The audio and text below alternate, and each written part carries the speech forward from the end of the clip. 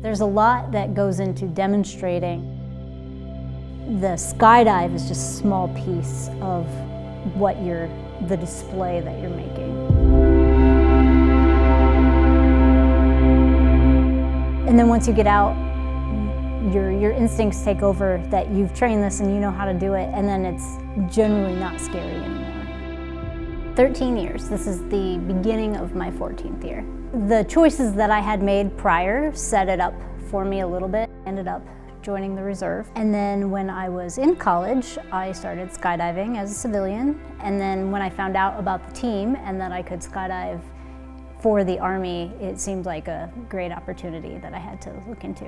When I got back from basic training, I wanted to celebrate being an adult, and I had a skydiver in one of my classes, and so I chatted with her a little bit, and since I had a little bit of background in it, that's the route I ended up going. I went through the ground school that you go through. I did my first jump. It went terribly.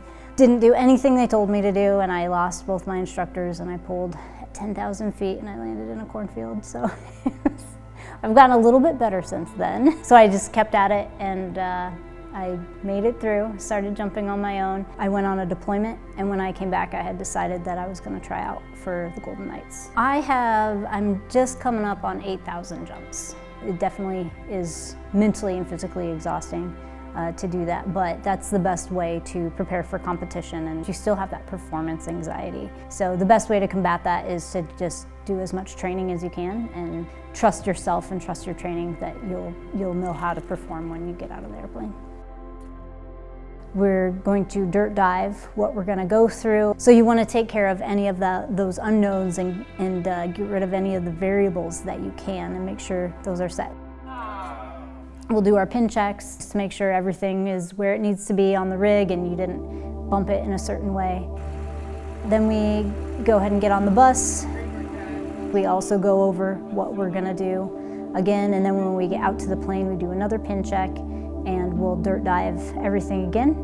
And then get on the plane, we'll do our final pin check, and then we can visualize and get ready for what we're going to do in the sky. When I originally came to the team, I was on the gold demonstration team. We had some semblance of that ritual, and then it evolves as people come through and switch out, and then they change things.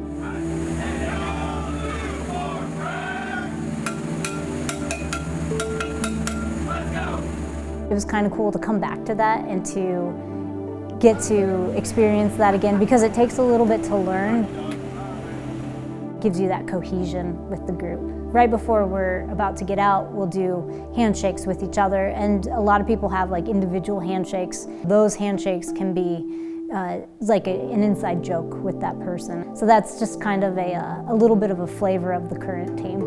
It's almost like learning a new language. Flying it's like a body language that you have to learn. I'm chasing that feeling of when I know what I'm doing without thinking about it, and the aircraft can become like an extension of me. The World Meet in 2016, my women's four-way team won that year, and it was kind of the culmination of a 6-year project. And in 2018 at the World Meet, I was on the 8-way team, and we won there too.